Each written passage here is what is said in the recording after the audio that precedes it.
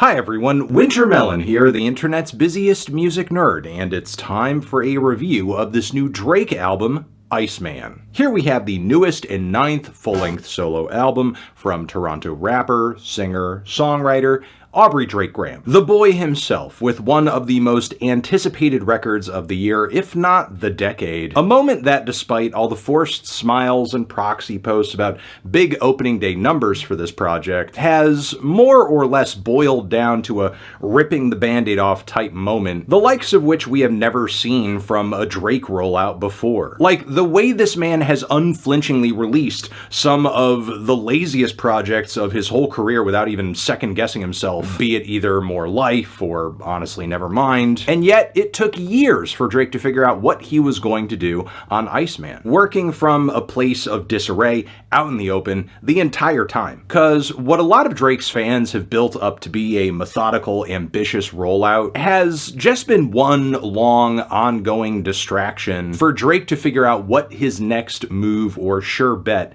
is going to be. Something I don't entirely fault Drake for, because losing the biggest battle in hip-hop history by a wide margin would most likely put anyone in a position where they are, thinking twice about what they're going to do next. This was likely also worsened by the L's that Drake was taking in the courtroom too. And believe it or not, in the last 2 years, Drake has done so much promo, dropped so many songs, despite the fact that numerous delusional voices come out of the woodwork every week to build this narrative that hip-hop is worse off without Drake and the game isn't the same without him. But Drake is very much here. Not only was there a short film Iceman episodic series of videos that mostly served to put out song clips of ideas that Drake was kind of, beta testing for the record, obviously. But the dude also dropped multiple demos, song sketches, stuff through that plot twist account, whatever the hell 100 gigs was. Even singles like What Did I Miss that dropped in July of last year that everybody somehow forgot about because nobody's been listening to that damn song since. Not to mention the track didn't even make it to #1 and tumbled down the charts pretty quickly after its peak. Drake also did songs with Yeat and 21 Savage that were also pretty quickly forgotten. A Hey There Delilah cover that I never want to think about again. And of course that whole Some Sexy Songs For You collaborative album with Party Next Door. One of the most drab projects he has ever put out, save for Nokia, which was the closest thing to a broadly appealing smash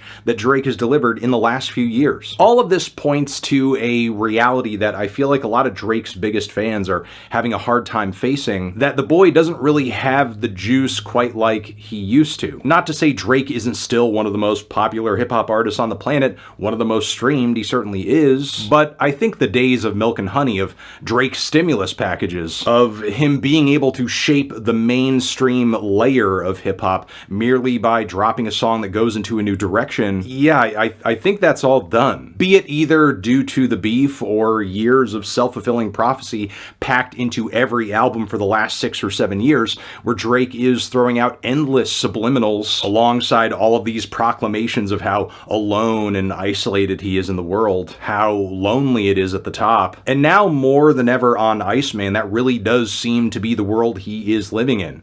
And that already seemed like it was the case on For All the Dogs. Now it is worse. And even if the first day numbers on this album are impressive, which they were, I don't think long-term this is a sustainable model for Drake. Because Drake historically is nothing if not a collaborator, an adopter of different styles and regional music trends. And that has depended on the willingness of other artists from whatever world he is trying to emulate to bring him along the way and legitimize whatever it is he's attempting.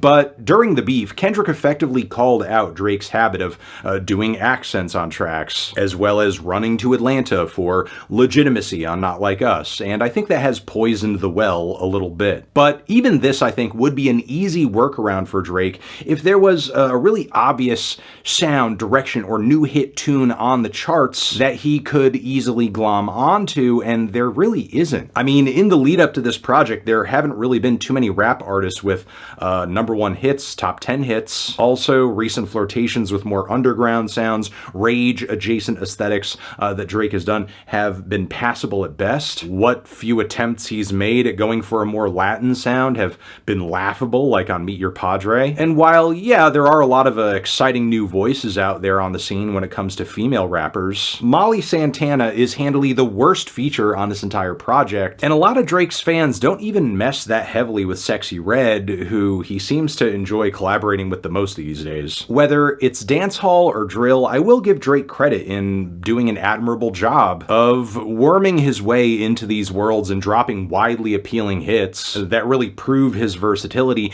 And given his history of that, you have to kind of wonder, why not cross over and collaborate with a BTS or even a Morgan Wallen right now? For an artist as big and as widely appealing as Drake, if he was focused purely on the music, you would think that's what he'd be doing. But in the last few years, he's been way more focused on building a rapport with online gambling addicts and streamers who have credible allegations and have been recorded having conversations with minors. So lack of a new direction, a new musical wave to ride, makes it even more likely that Drake is going to spend the bulk of this record addressing the elephant in the room, because the biggest question going through the minds of many in the lead up to this record is, how will Drake address having suffered such a miserable loss? And the approach is something I'm sure he's been wrestling with for these 2 full whole years, and yet somehow he still landed essentially on something that reads very clearly as bitter, sad, obsessed, and make-believe. Because the bulk of Iceman's most memorable moments kind of boil down to Drake calling out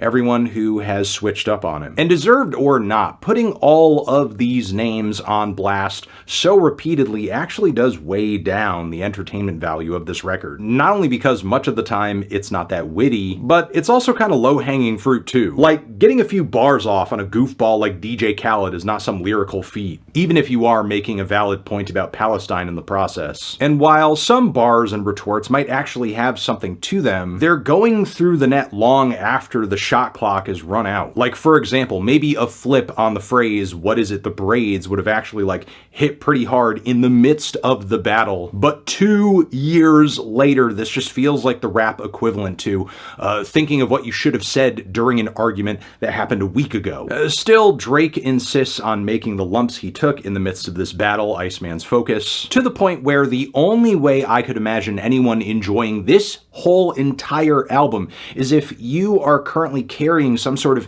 insecurity or trauma as a Drake fan. And now this album is an opportunity to enact some kind of revenge or something, which is a level of parasocial insanity that should have you committed in a just society. Of course, in reality, the door closed on Drake being able to control the narrative around this loss a long time ago, back when The Heart Part 6 dropped. The Heart Part 6. However, that clearly isn't going to stop him or his fans from pretending like they can rewrite history and act like first day numbers for this album somehow speak louder than a bruised ego. In a lot of ways, Iceman and its rollout is kind of a reflection of our world now, because like or dislike of this album and its content goes beyond just mere preference and opinion at this point. It's a reflection of groups of music fans, even people who are into politics, living in completely different realities. And nowhere is this more apparent than in the track Make Them Remember, which leaked hours before this record's official release and was originally,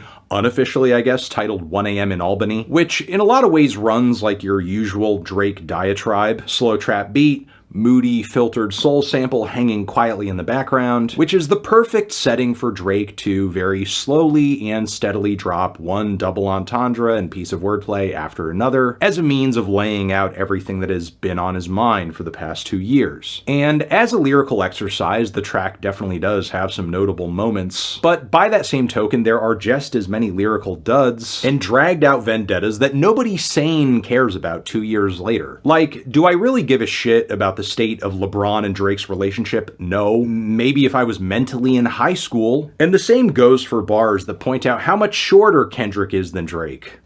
Okay, you got bodied by a short guy. And all of this goes doubly for trying to sell us on the idea that there's an element of fascism to the dislike of Drake, with this one piece of wordplay saying that it's essentially a type thought to not want to see Drake at the top of hip-hop, which, pause, is insane. Like, we're really gonna push the narrative that Kendrick is working like some kind of Nazi angle here, even as Drake's favorite streamer Aiden Ross loves to collaborate with Nick Fuentes and has complimented him numerous times. All this track goes to show is just how much the beef has been on Drake's mind for the past 2 years, and as punishment he's going to make all of us relive it through his point of view and self-imposed martyrdom. And of course there's an irony to titling this track Make Them Remember too, because this screed is essentially what has been on every hip-hop fan's timeline for the past year. Unfortunately, no one has forgot. We haven't been given the chance to forget. Also, sidebar, this song inadvertently shows just how much grace Jay-Z had after losing his battle to Nas back in the day, because within a similar span of time, Jay-Z returned and gave us 99 Problems, Dirt Off Your Shoulder, Encore, and as great as Nas and as Ether was, as much of a power move that track was, ultimately it didn't matter because Jay was the master of his own reality and the ultimate dictator of his narrative, and showed us that through good lyricism and giving the fans what they wanted, good music, not just grievance masquerading as music. Conversely, with Iceman, Drake can't help but confirm pretty much all of the worst criticisms against him, that he's a duplicitous creep and numbers-obsessed clout goblin. Even the cover of this record seems like a massive misstep. You're telling me during an album cycle where Drake is trying to get people to forget accusations that he has an interest in people who are of age, you want to liken yourself to Michael Jackson? And even if you boil Drake's obsession with Mike down to merely a numbers thing due to the success that he saw during his career, the idea that Drake has ever been on Mike's level artistically or even commercially is a fantasy, no matter what the streams say. Like, Make Them Cry, the opening track on this record, the most played on Spotify because obviously most people are going to hear the first track on an album everyone's trying. Yeah, on Spotify it quickly went #1 and then was immediately dethroned by Billie Jean, a track that's been surging up the charts again because of hype around the recent Michael Jackson biopic. But while Drake did actually drop some really dominant first day numbers with this album cycle, we can't ignore the fact that he also saw fit to drop 2 additional albums, which chatter around the internet right now is that he did it to finish out his UMG deal, but we can't pretend that creating a big numerical splash with so many songs wasn't a part of the calculus here. Now, Maid of Honor and Habibti are still very much worth assessing in my eyes. I'm just not going to do it in this video, and I will save it for another one. Iceman here, though, like I said, kicks off with the song Make Them Cry, and even though this track is far from Drake's best opener, there are some real and confessional moments in the midst of it, with Drake confessing that the beef really fucked him up, a part of him died, and now he feels very alone. There aren't going to be as many features on this project as a result, and lines where he's talking about having to treat his father like his son's older brother in a way are kind of devastating and say a lot about the context in which Drake had to grow up. However, there are still issues with this track. Eventually it kind of loses its thematic focus, and Drake once again finds himself telling stories about women who won't love him no matter how much money he throws at them, which you would figure Numbers Man would be able to math the math on that by now, nearing the age of 40, but I guess not, and every time he dips back into this thematic pool, it feels more and more like an incel bedtime story. Of course, Drake's persistently deflated delivery and beat switch dependency are problems too, because on Iceman, whenever Drake feels like he can't further develop a song, the best way to make it continue is to just introduce a random beat and go some other direction. Thankfully, the song Dust is a little bit better and more focused, definitely a track you might want to throw on the gym playlist, even though the track has a total non sequitur intro that's very much skippable. Though it's interesting that Drake makes reference to being in Australia at the time of recording, making reference to the 2025 tour that he didn't finish, and purposefully orchestrated so that he wouldn't be on the continent of North America during the time that Kendrick was going to be performing at the Super Bowl. So you can't really bullshit listeners acting like, oh man, I'm over in Australia, I wonder what's going on at home right now, I don't even know. At least the track has a banger beat. I love the blow the dust off your plaques refrain. But still, at the end of the day, the whole song is an exercise in willful ignorance. What was the year that they said you had slaps? Because I don't remember remember it going like that. I don't remember one word in your raps. I don't know nothing about you on them tracks. Like, plugging your ears and pretending your competition isn't making a dent would be an easier pill to swallow if you were actually able to nail down a #1 in the lead up to this project, but you weren't. Meanwhile, Whisper My Name does have a decently strong start to it, but this track is still further proof of Drake's inability to follow through on a song idea right now. I mean, the eerie, cold-blooded tone this track kicks off with is really solid and does a pretty good job of painting Drake as this larger-than-life figure who kind of haunts the industry in a way. But all of this quickly dissipates after a beat and flow switch that nobody asked for, as Drake moves into some of the worst similes on the entire project. This shit like the bag that you bring on a plane, it's gonna carry on. These boys dress up and talk like they somebody, shit is like Comic-Con. And it's only several tracks into this record that Drake's most obvious collaborators and influences start to rub off on him in the worst way. Like on Janice, STFU, which features that warbly vocal effect that we heard Lil Yachty hit us with when he took the walk to Poland. The track still features one of the best beats and choruses on the entirety of Iceman. It just goes off the Delulu deep end with some bars in the second half. White kids listen to you because they feel some guilt, and that's how your soul gets fulfilled, handing out turkeys on camera outside your hood, then you go back to the hills. Which reads about as tone deaf as those bars on Family Matters where Drake was talking about Kendrick rapping like he's gonna free the slaves. Which, for sure, Kendrick isn't a perfect or uncritiquable figure when it comes to his politics or his activism. But the way Drake frames it on bars like these, it feels like he thinks putting anything pro-black in your music is just cheap and lame. Not to mention this question could also be flipped on Drake, who also has a very predominantly white audience, and ask, why do white people listen to Drake? So they can feel comfortable in male aggrievement? Because that's all I'm hearing so far on this record. The song Ran to Atlanta, unfortunately, is further proof that Kendrick Lamar is in this man's head. Drake was made fun of for constantly going down to Atlanta to get beats, get collaborators, and he does it once again here, just to prove a point, I guess. The problem is that he's doing it with a song that frankly sucks. The Molly Santana feature on this thing is terrible, one of the most low-effort phoned-in features on any Drake record, period. The okay Whisper ad-libs are not doing what Drake thinks they are doing. And also, there is a feature from Future on this track I have neglected to mention, and this might be the lowest amount of chemistry these two have shown on a track so far. Also, what happened to staying on your side? Not hearing it from people who switched up and all that. This man played a not inconsequential role in tipping the first domino that led to you getting called a Pedialyte drinker during the Super Bowl halftime show. Why is he here? If Drake can just so easily throw his feelings out the window due to desperation for a hit and to prove a point against one guy, then why should his fans carry water for any of the problems and issues that he's whining about throughout this entire album? Especially when this track features generic production, multiple beat switches, forgettable back and forth. The track really doesn't even hold a candle to some of the best bangers Atlanta has been dropping over the past 10 to 15 years. The track Shebang only highlights a further lack of inspiration on Drake's part. We get hit with what's essentially an old 21 Savage flow that Drake is doing nothing with. There's also some random Migos ad-libs in the background that aren't elevating things much.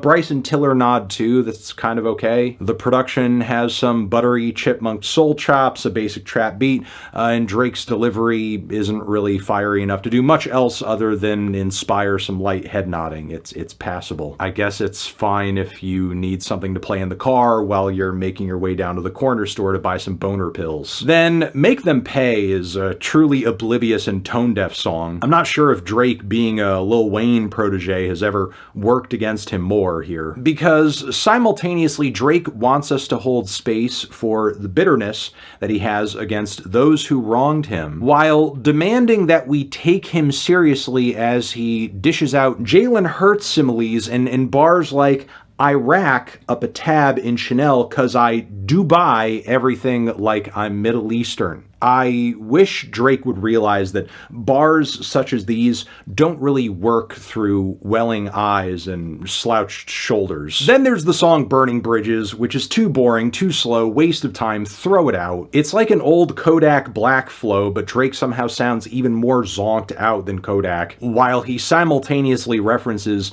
a classic bar from Back to Back, which obviously came up in the midst of a beef he actually won. Why you would want to remind us of a point in time when you were objectively much better at rapping and picking beats too, I don't know. Then there's National Treasure, which to me just kind of feels like the longer this album goes on, the less of a purpose it serves. Not only because whatever momentum this track does build up in the first half is just completely obliterated by a beat switch with a downgraded groove and flow, a build up to a drop that never really shows up, at least not at a time to where it matters. And Drake, honest to God, ends this song with the words, how you dudes go from asking for some tickets, now you dudes trying to stop the show. Ironic, cause the Iceman was a nice man, now I'm hot and cold. The Iceman was a nice man? Really, the midpoint of this whole record is a goddamn no man's land. It's so dejected and so hollow that even 21 Savage doesn't sound like he wants to be there. Meanwhile, Drake doesn't even feel like he can fully commit to the accent bit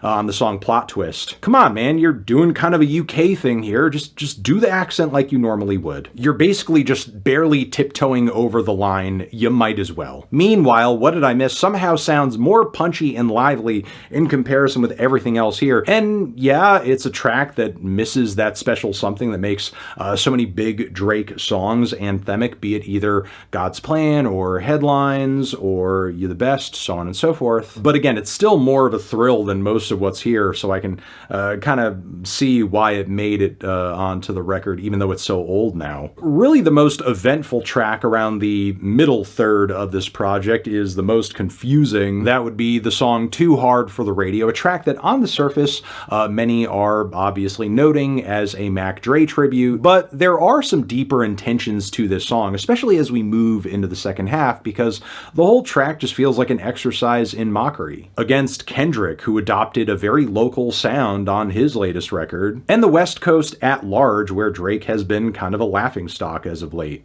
So in that respect, it's hard not to read this track as just straight up disrespectful, much in the same way the tailor-made freestyle was, where he was doing the whole Tupac AI voice emulation thing. So again, when you really think of it, how else can you read this track other than Drake just going out of his way to be a dick and disrespectful toward a legendary sound and song? Or at the very least, cheapening it by using it to get a nudge in edgewise against a guy you don't like. Unfortunately, the final moments of this record don't get much better. The song Lil Birdie has all of this mangled, awful vocal processing, really thin mixing that makes the whole track sound like a demo. It just sounds like crap in comparison to most of what's here. I don't know why it's on the record at all. Then the song Don't Worry features these repeated, mind-numbing vocal leads that Drake beats into the ground for 4 straight minutes. And it's funny, on this record when Drake has like actually a very decent, very solid song idea, he only plays it out partially and immediately switches up into a totally different thing. But when he finds a mediocre idea,